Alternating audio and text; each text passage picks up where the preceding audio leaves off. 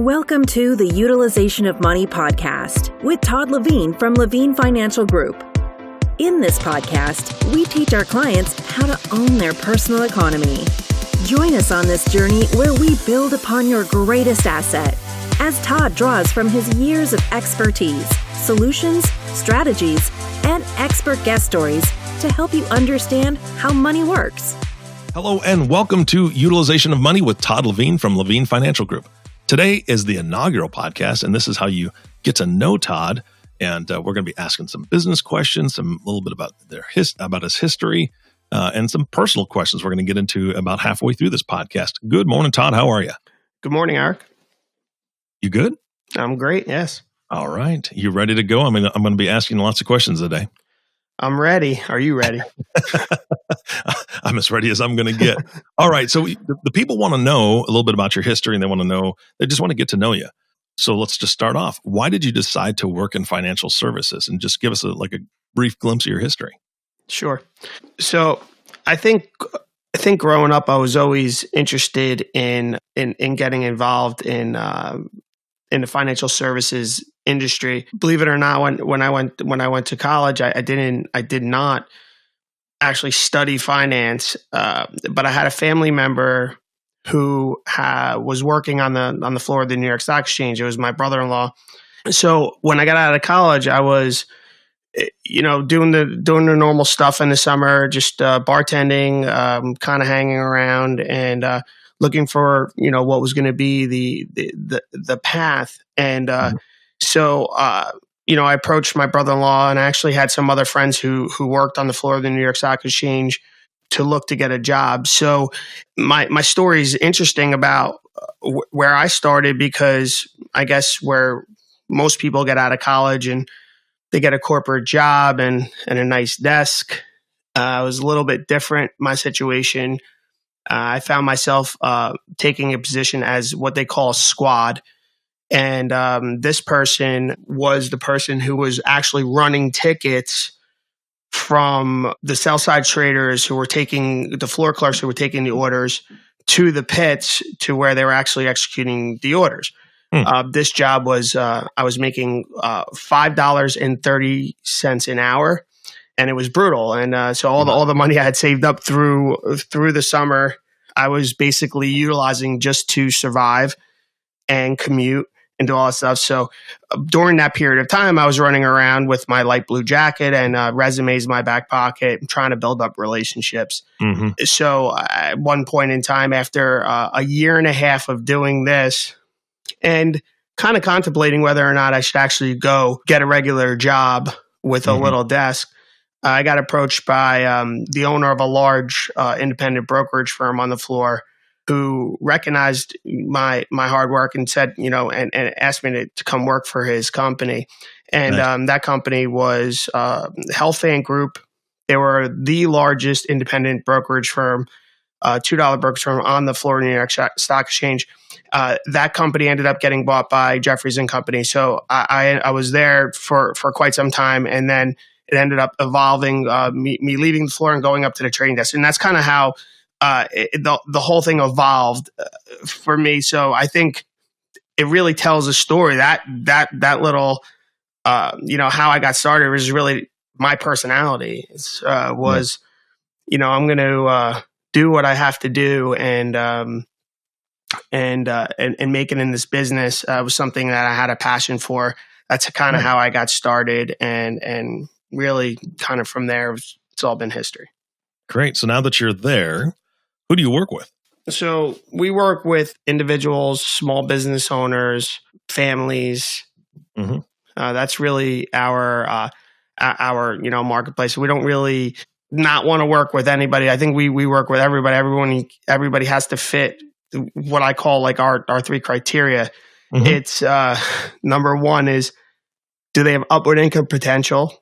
And obviously if they're if they're single, not married, or they have a family, or they're a business owner, I mean, they could all fit in that category. Mm-hmm. Do they love their family? Good one. And are they good people? And and the last one, the last one I think is the most important in our world, because think the greatest thing about our business is that we have the ability to pick and choose who we want to work with. Absolutely. So if in fact, where I'd say a lot of advisors out there are looking for the person or the client who has the biggest wallet, we're really looking for the clients who are open-minded, love their families, and have upward income potential in whatever career it is they're in. Yeah, absolutely. If you're not working with people that you like, then it's actual work, right? I mean, it's a grind, and you just don't want to have to come into work every day if you're working with people that are just selfish or self-centered, narcissistic, whatever you want to call it. So I think that's a great way to look for clients. What do you do for those clients? So our approach is holistic. Our number one goal, when we sit down with clients, is really to not necessarily give them the solutions, is to really educate them. Our goal is for our clients to be properly protected, to be able to build and create wealth in the most tax efficient way, and to create, a sustainable retirement strategy and income strategy. So in order to do that, there's a lot that goes into, the preparation and the fact finding or data gathering to do that. So for us, most importantly, from the get-go, it's really doing a lot of our due diligence in regards to their existing plan, making them understand it, educating them on what exactly it is they're doing right now, and how their plan is going to hold up through a lot of life-changing events that are going to be thrown their way over a course of time. So that's kind of that's our approach. Nice. And you kind of described who your ideal client is, and that's somebody who has a big heart and has the right motivation, income potential, and all that good stuff. How do you find those clients? That's always the tough one. I think it might sound tough, but it's really not. And the reason why is because when you've identified, when you look at your client base and you have this criteria, and everybody kind of goes through the same sort of test to be able to work with our group. You might get one or two that, like we say, get past the gatekeeper. I'm like, how'd this guy get past, or I'll get past the gatekeeper. Every now and then that happens, but most of the people are properly vetted. So we understand our client base and we understand who they are. So the way we expand our business is through direct introductions from our existing client base. And I think in the 15 years that I've been doing this, I think I could probably count on my one hand the amount of unsolicited phone calls I've made, prospecting calls. I think our entire business has grown from internally from our existing client base, who are all open-minded, love their families, and have upward income potential. So they're introducing us to people just like themselves. And that is one of the criteria when I talk to them. I'm like, I don't much care if your brother or your sister or your coworker makes $500,000 a year. If he's a bad person, I don't want to meet him. And so we're weeding them out very early on. And like I said, there is always one or two that might get through, but we eventually weed them out as well. Yeah, you disengage them at some point just because, Exactly. again, it's not worth it. It's not worth it to your own mental health to have to work with somebody like that. So I think that's beautiful. Let's move on to what you do with your clients or for your clients. And that my question would be client education. Kind of what do you do in that arena? Sure. So one of the things I learned early on is that where we wanted to be different, and I wanted to be different, and I wanted our company to be different, is that we didn't just want to be solution based, and we didn't want to be reactive. We wanted to be proactive in educating our clients. But where was the most, after educating ourselves, I've identified that where I believe people lack most is understanding how money really works. And, it might sound condescending in a sense, but if you think about it, most people just really, truly don't understand how money works. All right, Todd, before the podcast, we spoke a little bit about some of the things that you provide to your clients. Like I know that you guys are putting out white papers. that have great information. So it's kind of like client education there. I know that you guys make contact on a pretty consistent basis around things that are changing, like tax law changes and things that you're going to be educating your clients so they know what to be looking for, what to prepare for, or, hey, let's set up an appointment so we can go through some things.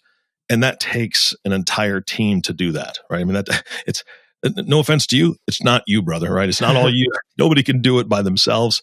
So who's on your team and what do they do? Sure. So you're only as good as the people you surround yourself with. Amen. We all focus on our unique abilities here. It's something that we work very hard at. So my team, I'm so grateful that we have tremendous people around us. So we have Barbara Gruss. Barbara's the director of operations, and she basically handles all the processing of all business. I met her. She's fantastic. She's amazing. Top in the business. There aren't many as good as her. She is a problem solver. Nice. She handles the clients know her, trust her. So I'd have to say Barbara basically runs the business on the back end. And, she always says, without her, I'd be nothing. And she's probably right. So at least she's honest, right? But, like I said, we're a team. Then we have Karen Stevenson, and Karen is our client services coordinator. Karen basically she's front end. All the client interaction, basically, confirming appointments, basically taking applications, helping process paperwork, coordinating all of our client events, managing the office, the office building, the office. She's doing all those things. She's basically all front end. It's what the people see, our clients and prospects, and everybody sees when they walk in. She works very closely with Barbara. So, but the two of them do have their own unique abilities and roles on our team, and that's how that's structured. Then we have two financial representatives who are on our team as well. One is Rosalia Marone, and Rosalia is currently out on maternity. She just had her second child. Rosalia has been with Levine Financial Group for almost 8 years now. Wow. She has a really unique to cultivate relationships.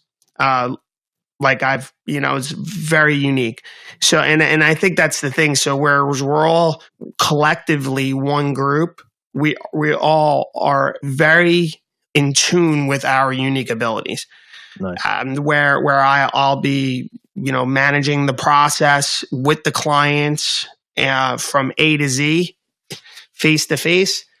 They're doing a lot of cultivating the relationships, and so she is, like I said, very important to our team, and we're looking forward to having her back soon. And last but not least is Michael Carlin. Michael Carlin is my senior vice president. Mike's been with myself for almost 5 years now. Mike is extremely unique. Very hard to find someone like Mike. Mike was similar to myself, his background, but he was a commodities trader. Owned a seat on the commodity exchange for over 20 years. Wow. Unbelievable personality. Super unique, cultivating relationships and managing relationships. So, as you see, is where we're a really good mix is that where my unique ability is the actual process. My team around me is very, very good at managing the actual process and the relationships on the back end. Perfect. I mean, it sounds like a very robust team, so that's fantastic. What do you guys do in the community? We're very active in charitable donations, and we focus on giving back to LLS. Now, LLS is I just want to clarify, is LLS Leukemia and Lymphoma Society? Correct. Okay, perfect. That's great. Correct. So over the last 5 years, and we're super excited, I became active in the community with this charitable organization through a family member. who unfortunately had dealt with, lost their grandfather to this disease. And so over the last 5 years, every year we have a very large event at Monmouth Racetrack in the summertime, and we have over 250 clients attend. Nice. And we gear that towards client appreciation and for the charitable cause.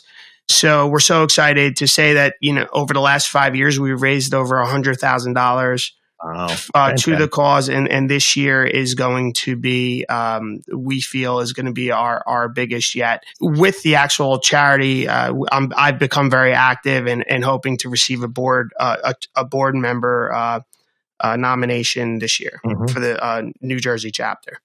Well, I hear your heart, man. That is fantastic. That is a great charity to be involved in. And I know that they do tons of great work, and that's why you support them specifically. So congrats to you and your team. I love to hear that. I love to hear advisors and offices giving back, not just, here and there, but really getting involved. And it sounds like you're really involved. So we spoke earlier. I'm going to change gears just a little bit as we wrap up this first half of the podcast. We've talked about a lot of things you're doing in education and all that. And I know that you have the designation RICP, which is, I believe, Retirement Income Specialist. Certified Professional, yes. Yeah, Retirement Income Certified Professional. And we're going to talk about that on another podcast because I want to dive into what that means and what you do and what it took to get that designation. So that's going to be a future podcast. But right now, I want to ask the last question of this part, which is, what is your financial philosophy? If you had to wrap it all up in a nutshell, what would that be? So I'd say our financial philosophy is, number one, is making sure that our clients are protected. And, that's number one. I think too many people are focused on the idea of just creating wealth, not understanding all the things that can actually prevent them from creating wealth.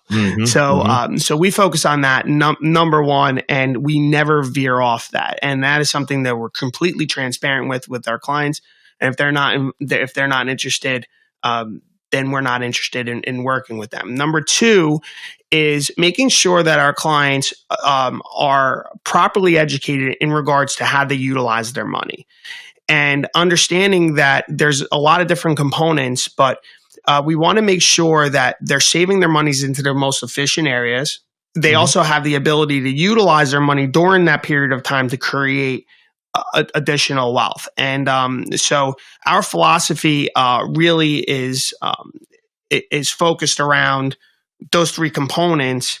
And whereas we are not like, hey, just put your money here and here's your plan and we'll see you in 5 years and see how you're doing. There is, we are with our clients every step of the way because we understand our philosophy. In our philosophy, we understand fully that today is going to be different than tomorrow, and tomorrow is going to be different than the next day.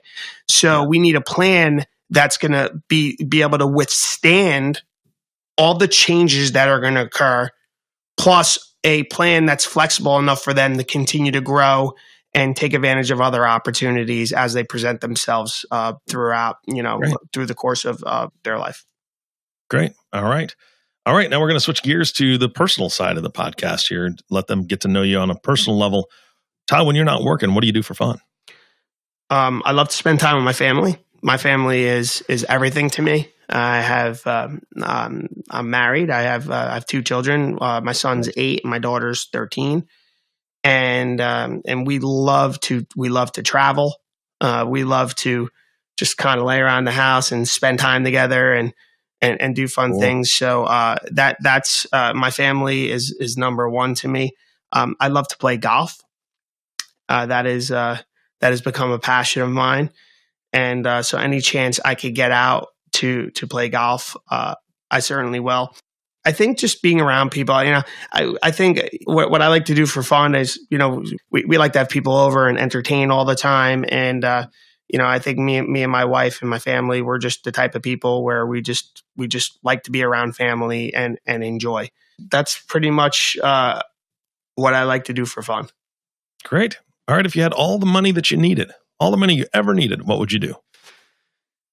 First and foremost, I would make sure that everyone was taken care of. Everybody, not just my immediate family, my extended family and friends. I feel that how could life be fun if other people can't share it with you There you and go. enjoy it with you? So, Yep. you could have all the money in the world and hoard it, but it's not fun if you can't have someone right next to you drinking a Corona with you. Yeah. And seemed pretty lonely in that vault, surfing on his coins. So, of course, and also, I think giving back to the community. I think it's certainly giving back. Trying to make a difference. I think my personality is I would give the shirt off my back. Everybody knows me to be that person. So, I think for sure, outside of making sure that everyone in my world is completely taken care of, we want to give back to the community and help people. Yeah, you can give a lot of shirts if you got all the money you need. So that's fantastic. True. What is your idea of success, Todd? Having your health and having people you love around you. Yeah. Being able to provide, being able to give back. To me, it's balance is success, is, having, your core four, you could have 15 things on there, but my core four, which is my family, my health, my business, I'd say like my mindset is having just a balance. And to me, that's success. I don't want to be a Ferrari with 3 flat tires. I mean, I use that analogy sometimes. It's like, well, you can have all the money in the world, but a horrible marriage and not be a good father and friends that hate you and whatever, or bad health, whatever it might be. So for me, success is having balance. Fantastic. All right. Now, next question is a little more on the creative side, maybe, I don't know. And it can be anything. So what is the one thing you recommend most to clients, family, or friends? And that can be anything, a type of pizza, a book, a movie, a car, whatever you want. Someone once told me that, you can't work with family and friends. You can't mix money and family. I actually disagree. I feel that it is my duty and obligation to make sure that everyone around me is planned well and has their family properly, they're properly protected for them and their family. And that is a common theme, and everybody knows and respects me for that. So I don't come out and make anybody feel comfortable, but I do know that I will always make sure that I'm having conversations with everybody I know about the proper planning and making sure that they're properly protected, whether or not they're working with me or somebody else. Nice. Yeah. It's a passion, obviously, of yours. So that's what we're born to do, right? Is to share those passions. And if that's the way you're wired, which obviously you are for sure, you can't help but speak into somebody's life in a positive way that way, just, because you want them to be happy and safe and all those things. So that's great, man. Now there's my favorite question. You ready? Mm-hmm. This is my absolute favorite. Name one thing that most people don't know about you. And this is just between you and I and everybody listening. Yeah.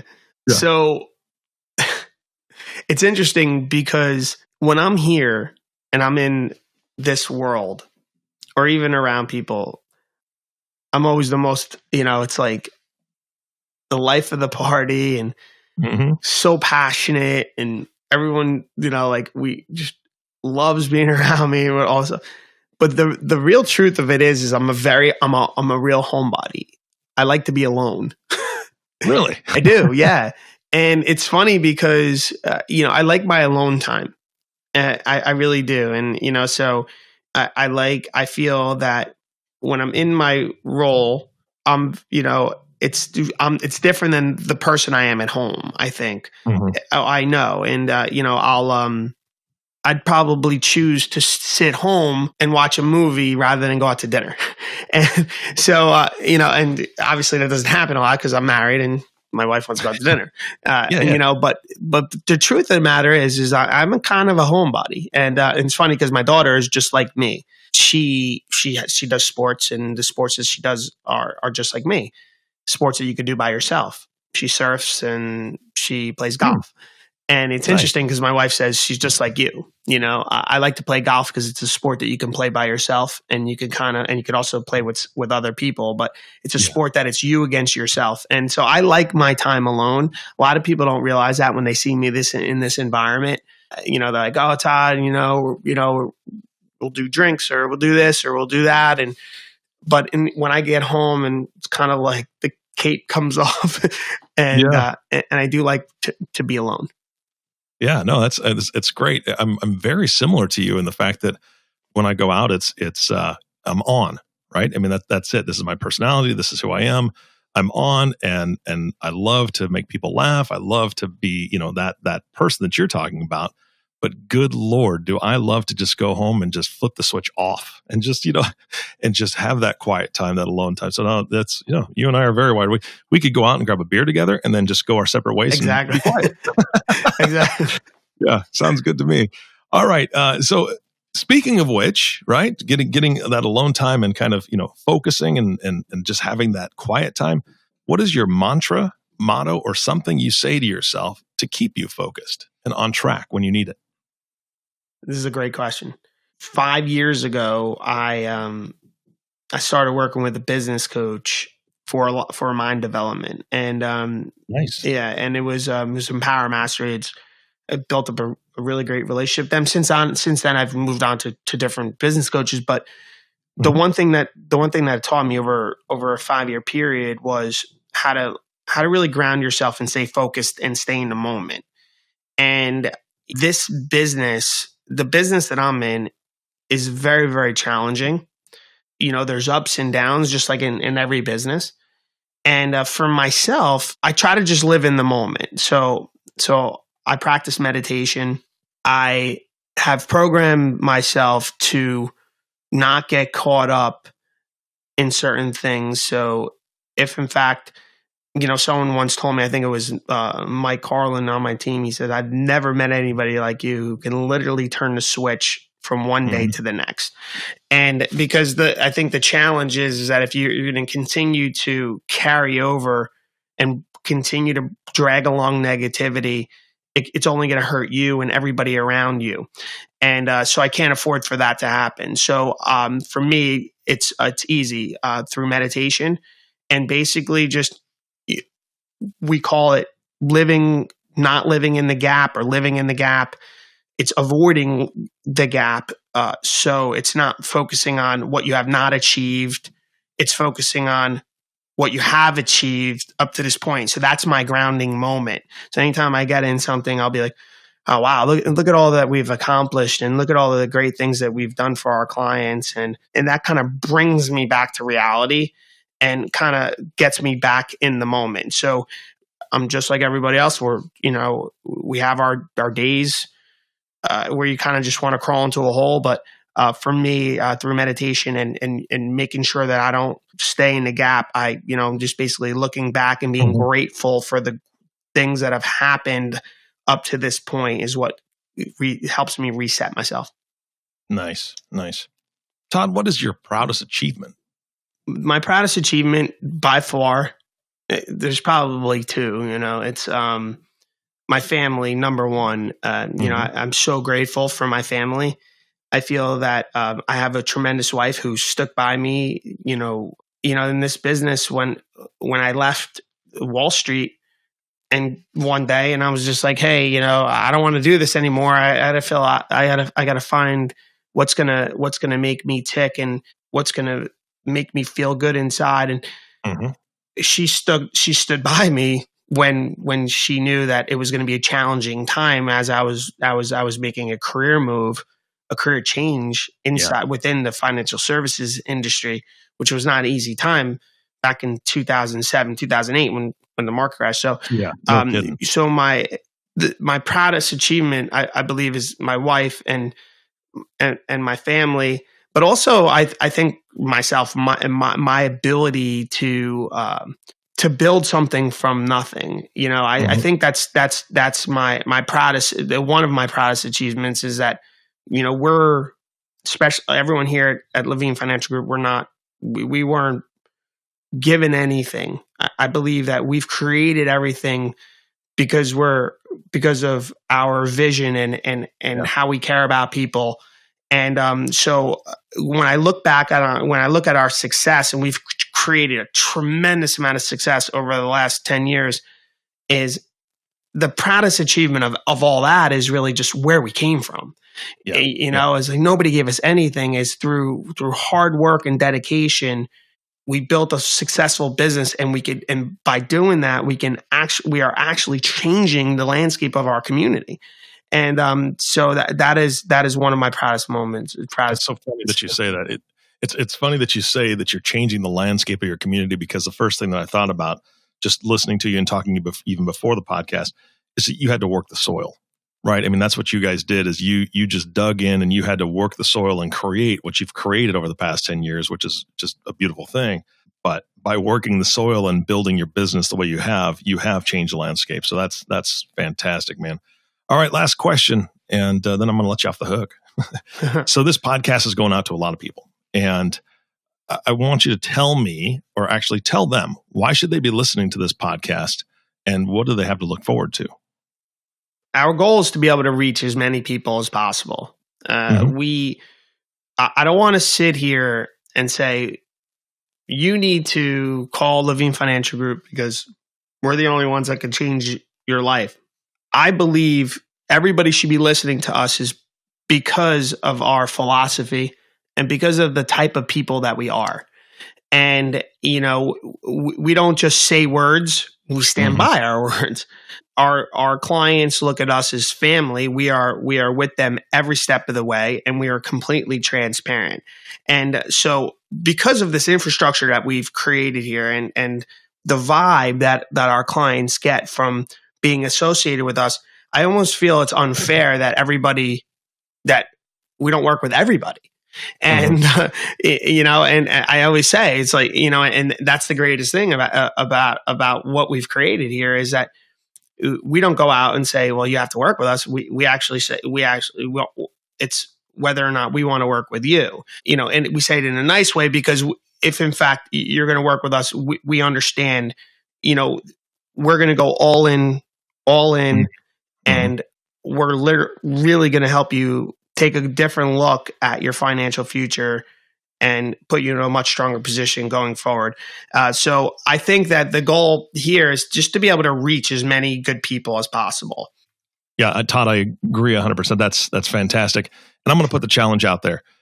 This is the first podcast. So if you're listening to this right now, don't take him at his word. Don't take him at his word that this is what he wants or this is what he wants to do for you. I'm going to challenge you to continue to listen to these podcasts, because he's going to be bringing great information to you. Todd is going to be bringing information from his team, and you're going to get to know him through listening to him and the things that he's going to share with you from these podcasts. And that'll be kind of the proof is in the pudding, when it comes to what he does and what his team does. So keep listening, subscribe to the podcast. You won't regret it. Todd, if they're listening to this and or future podcasts, they say, you know what? I do like what he's saying, and I do believe, I would be a good fit because of, who I am and how I want to work with a financial advisor. How do they get a hold of you guys? Yeah, very easy. So our office number is 732-526-2922. We're located in Colts Neck, New Jersey. And or you can reach out to our email address, our office email address, which is office@levinefinancial.net. Perfect. Todd, thank you so much for your time today. It was great to get to know you. And I hope the audience got a glimpse at your heart and where your brain's at with being able to process everything and help each individual that comes to you.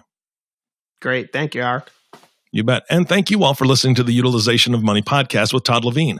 If you have not subscribed to the podcast yet, which I know you haven't because this is the very first one, please click the subscribe now button below.